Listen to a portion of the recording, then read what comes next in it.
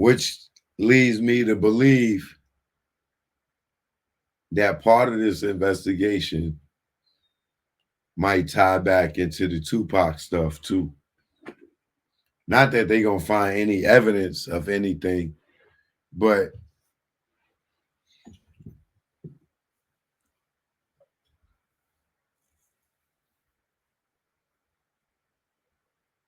I think the Tupac thing is gonna play a part in this too.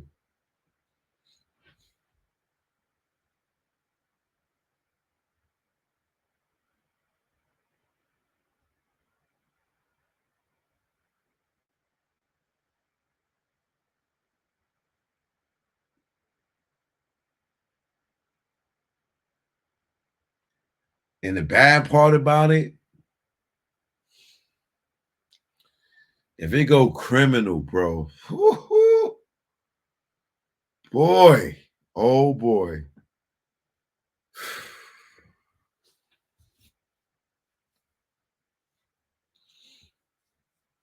That nigga, they gonna stack so many charges on his ass from 93.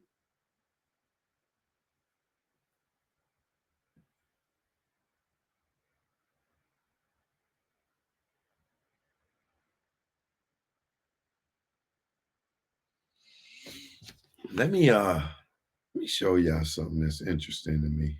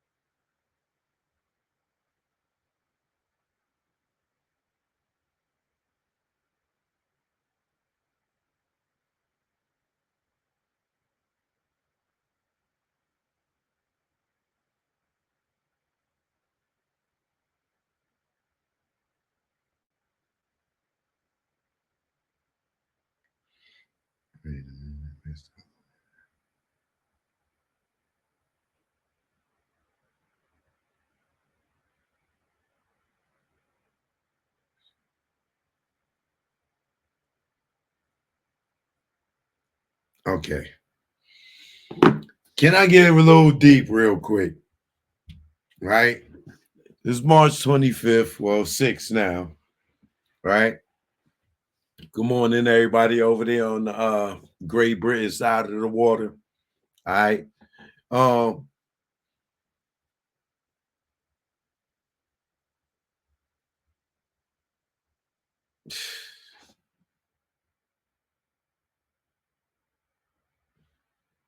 I'm gonna get real deep on y'all real quick. All right. Y'all gonna have to bear with me on this one. Uh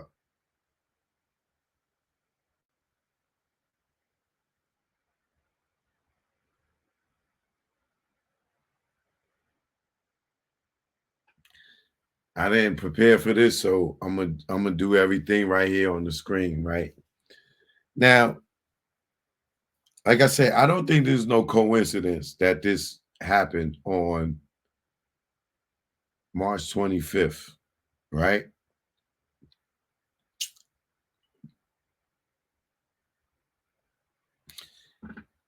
A lot of these times, these things ain't no coincidence and things be happening for a reason, right?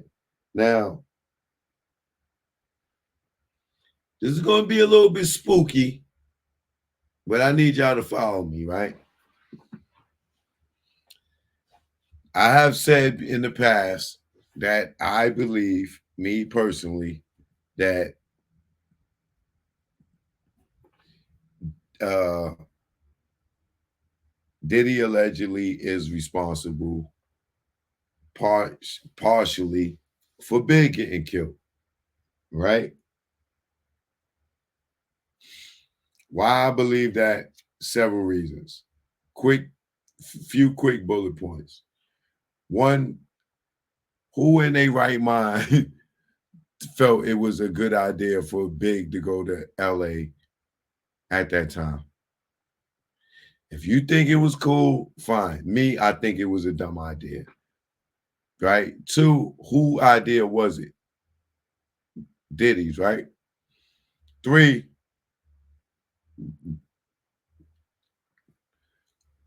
Big wasn't really rocking with Diddy out there, right? He wasn't traveling around with him, this, that, and the other, like that, right?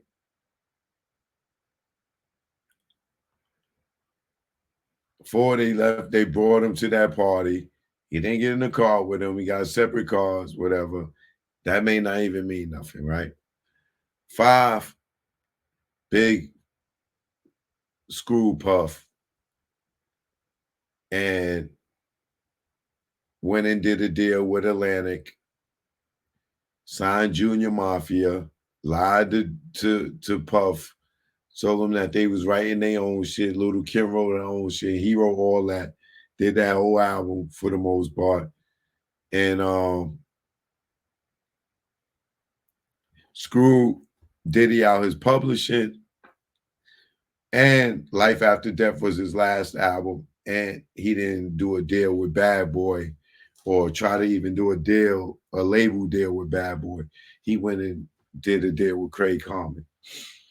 More than enough reasons for Diddy to have a problem. Now, is that worth killing him?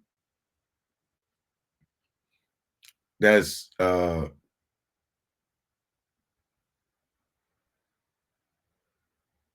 that's based on the person. Some people would say no. Some niggas say I would beat his ass. Some people would say I would have took him to court. Some say I would have killed that nigga if he robbed me for all the publishing, and then I'll put this nigga on, and then he'd leave and go get a label deal for more than that. This nigga done set up shop on the same block as me, right next door. After I done put everything into him to make him a star, now this nigga my competition. Yeah, nigga, let's go to LA. I want to take you out. Let's go to LA. Right?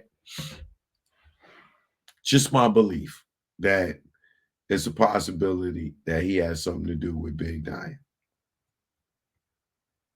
Right?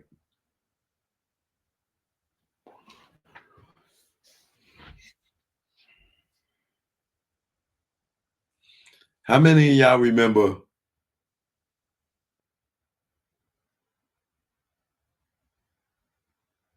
the day Tupac died? Can anybody tell me the date that Tupac died?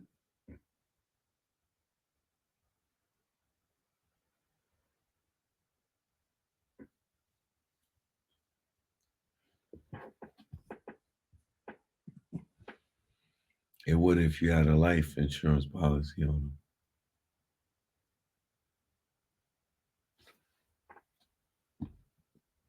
Can anybody remember? There you go. Thank you, RB. Right? Now, how many of y'all remember what day Big got in that car accident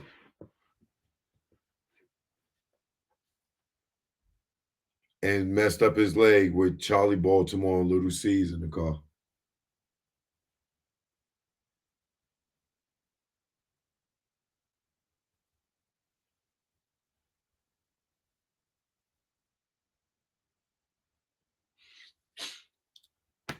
Let me save y'all the time and guessing. That was the same fucking day. The day Tupac died in the hospital is the same day Big Lil C's and Charlie Baltimore got in that car crash. Is that a coincidence too?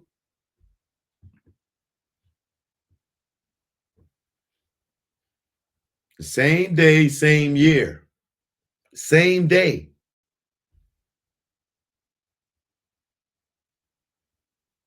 Is that a coincidence?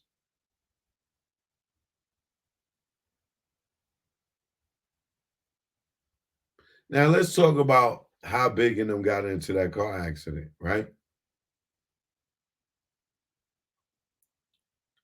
They go to the Lexus dealer in New Jersey. For some reason, Big car wouldn't start.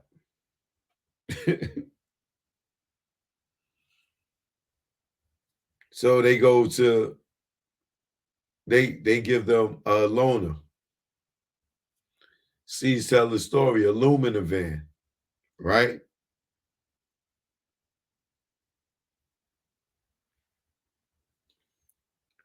He said Big didn't drive. So C's is driving, and he said, and C says, yo, nigga, we got a Lexus. Why y'all giving us a Lavine? Give us a Lexus. And Big was like, nah, it's cool. Don't worry about it. You know, we be low key in that. Don't worry about it. It's a good look. It's a look. Niggas won't see us. Whatever. Boom, boom, boom. So they get in the car. C's said right in the dealership, he knew automatically the brakes was fucked up because he crashed right into the guy in front of him in the dealership. He crashed into the car dealer right inside the thing. Boom, hit him.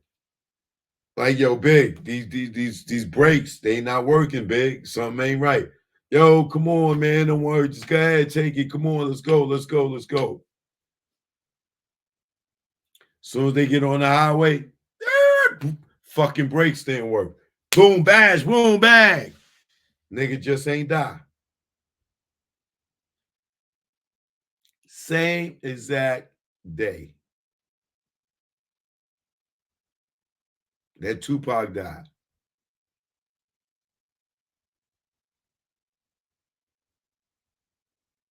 Right?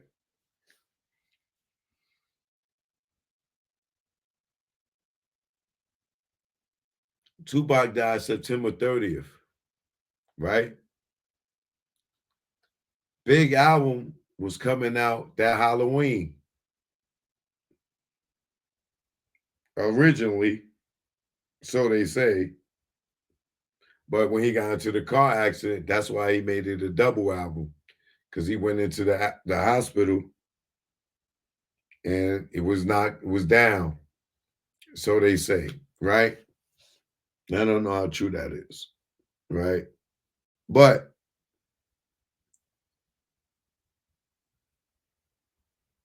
there is the photo shoot for the life after death. Let me show y'all that.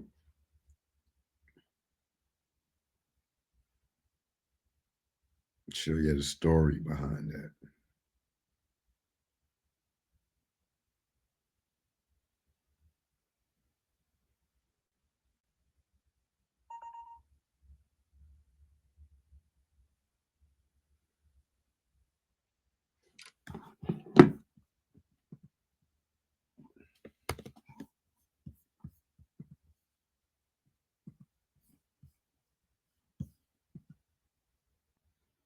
My guy, hold up. My fellow Americans.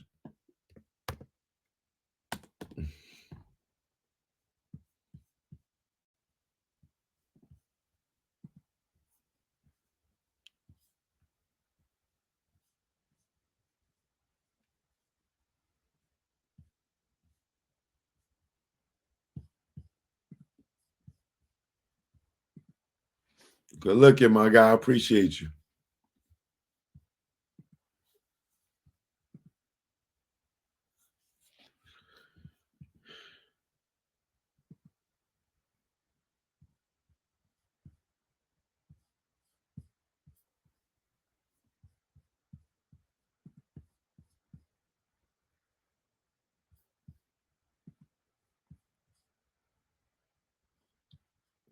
20 years have passed, but it shocks is still fresh.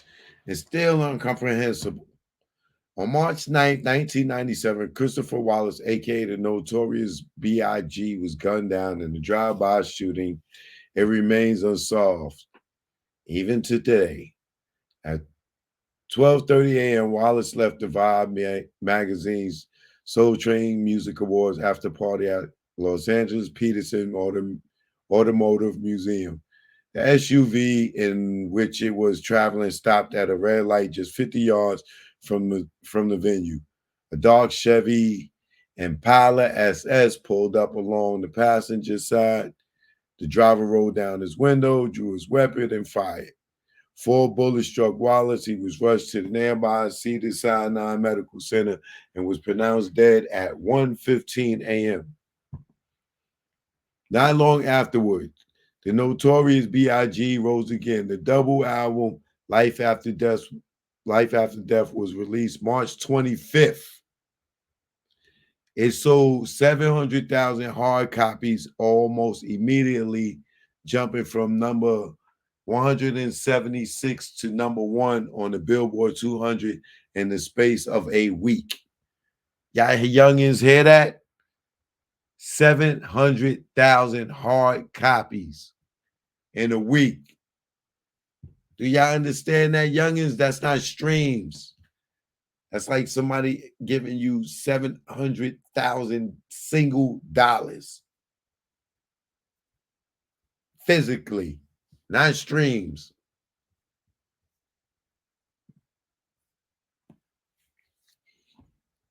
Can you imagine 700,000 people standing online?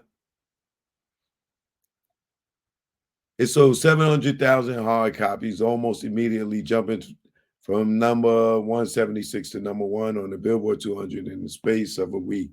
The album's cover art featured the man formerly known as Biggie Smalls in a long black coat and black bowler.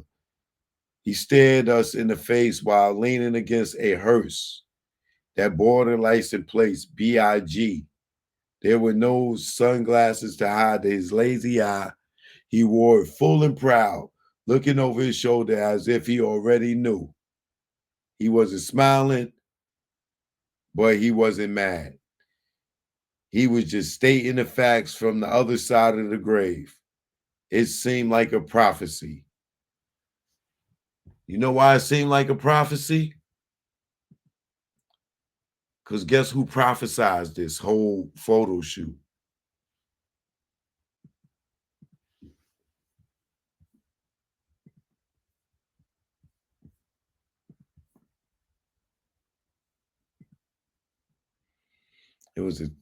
It was $10 a CD.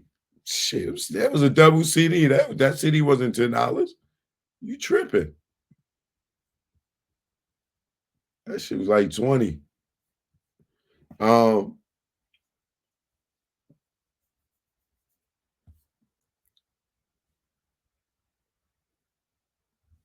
6 weeks beforehand, it was a job, albeit one of the biggest photographers, Michael Lavine's career.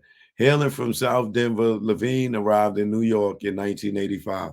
After a stint at Parsons School of Design and an internship with the fashion photographer Francisco Scavolvo, uh, Lavine started his own business in 1988. Rick Rubin hired him for his first music gig, photographing heavy metal band Danzig for Deaf American, now American Records. Lavine was the best known for shooting bands such as Nirvana, Sonic Youth, and the Beastie Boys. In the early years, it was hard to cross over into the hip hop scene. He remembered the look was different, a lot clean and clear. It wasn't supposed to be crazy and wild like it is now. Back in the early 90s, you couldn't get away with doing weird, arty photographs for the urban market. Bad Boy Records had grand plans for Life After Death, but the album originally scheduled for a Halloween 1996 release was pushed to 1997. Puffy Combs was very demanding, Lavine said. He did not mess around. I hired a location scout to find a graveyard. I took photos up to Puffy's office, and he was like, "These are terrible. Find a better graveyard." And he was right. They just weren't dramatic enough. We had to push the shoot back a day. We scrambled and we found a proper graveyard. Established in 1848, Cypress Hill Cemetery is as proper as it gets. The graveyard is seated on a promenade on the border of Brooklyn and Queens and has a majestic views of Manhattan, the Atlantic Ocean, the Long Island countryside, and even the distant blue hills of Connecticut. Jackie Robinson is buried there, as well as Arturo Alfonso Chamon, U.B. Blake, and pioneer actress Rosetta Lenore. Permits were secured. A date, January 24th, 1997, was set. It was cold and gray. Big was walking with a cane, his left leg shattered in a car accident a month earlier. Those who knew him described him as grumpy, but he maintained a professional demeanor throughout. Although the cover had been described as having overtones of Alfred Hitchcock, Lavine said he doesn't use references. It's very risky to do that. There's more opportunity for failure without references, but there's a better chance for greatness. In this situation, I was given certain elements. I didn't pick his clothes, and I didn't decide the cemetery. I was told, get a hearse. That's all the direction I got. Back in the early 90s, Lavine scouted a location within the cemetery where he could visually tell the story of life after death. I wanted to have some space around the hearse, Lavine explained. I didn't want it to feel too cramped. I found a spot, and then we had a smoke machine to give it some atmosphere. Groovy Lou was trying to get the styling right, and Puffy was yelling about the buttons. Puffy kept jumping in. He was like a guy who wanted to be in the picture. He would literally be getting in a lot of the shots with Biggie. Yeah, where those pictures at, nigga? Then during the shoot, Lavine asked for another camera. His assistant Karen Pearson whispered, "It's not in the truck. It's missing." A bag with 15,000 worth of camera equipment had been stolen while they were loading the truck outside of Lavine's Fifth Avenue studio earlier that day. I almost threw up, Lavine said with a laugh. Fortunately, I had a lot of other cameras. The last thing he wanted was Biggie or Puffy to be aware that anything had gone awry. But the stolen camera bag not only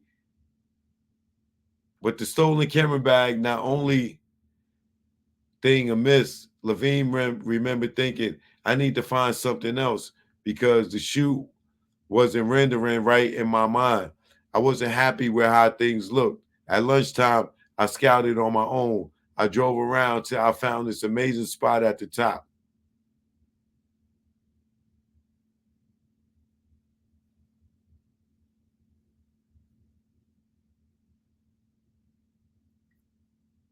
As soon as he saw the location, Lavine see the picture in his mind's eye. He drove back and told Puffy. Surprisingly, he said, okay. We were not in tune, but he trusted me enough to go. Lavine remembered. The entourage was assembled and the caravan headed out. Puffy, Biggie, and I got into my Ford Explorer. I had a 6-disc player and it automatically went to Elvis. I don't know what it is doing in there, but Elvis came on and Puffy was like, "What's wrong with you? What do you listen to this for?"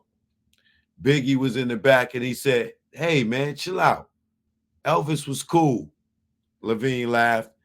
I thought it was so awesome that Biggie was sticking up for me listening to Elvis. At the second location, Lavine set up the shot with Biggie standing in front of what appeared to be endless rows of ghostly tombstones.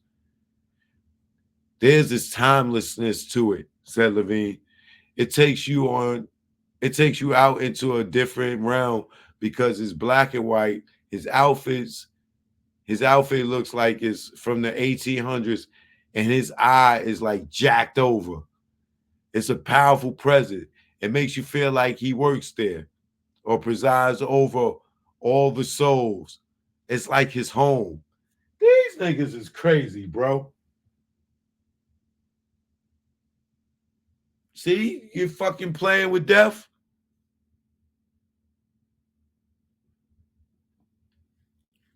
By the time the world saw the photograph, Biggie was gone. His death left the image deeper meaning. If you go there to that spot, it doesn't look like that. That's the nature of photography. You can sculpt the image out of a location. That's my challenge, how to make him seem bigger than life. On the most simple level, I want people to look cool as hell. The news of Biggie death, of course, caught everyone by surprise. It was shocking, really non-cynical. How do you process something like that? You feel helpless, said Lavine. That's one of the things that's so powerful about the photos. That changed the whole dynamic pretty radically. You have a photograph of a man in a graveyard who died violently weeks later. It makes the image more emotionally laden. It's not just a photo. What's the name of the album? Life After Death. That's crazy. Flirting with disaster.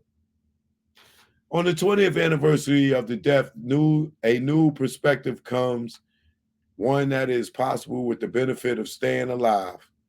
20 years is a long time, Lavine reflected. Time is hard to describe until you experience the passing of more time, and then it becomes relative. A kid who is 15 can't comprehend what 20 years feels like. In many ways, the title Life After Death isn't just about Biggie. It's about us. We are the ones living life after his death. The album changed my whole life in a way, Lavine revealed.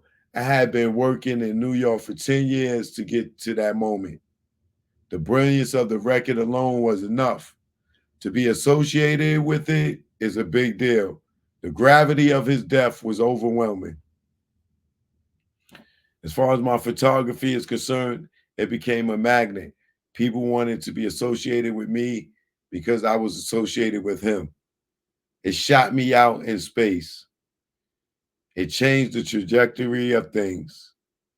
It fueled my spaceship, and I rode it for a long time.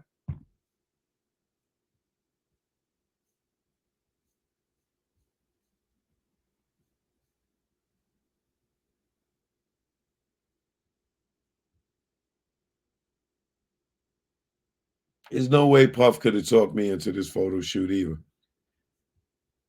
or going to goddamn LA. No way.